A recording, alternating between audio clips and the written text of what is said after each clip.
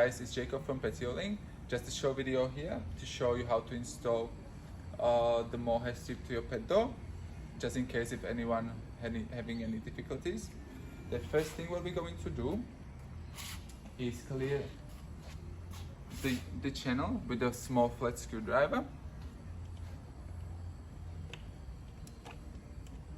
I would say pay the more attention for the holes where they're located, because usually they need to be cleaned more. Go all the way through here as well.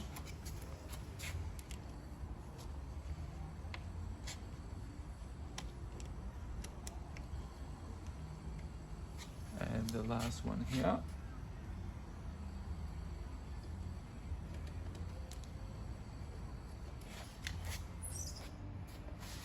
Then cut the end tip of the mohair at the angle, let's say 45 degrees.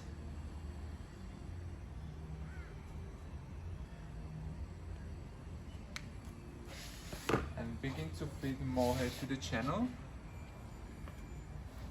And what we can use is a pointy nose pliers to help if necessary, and just go all the way through.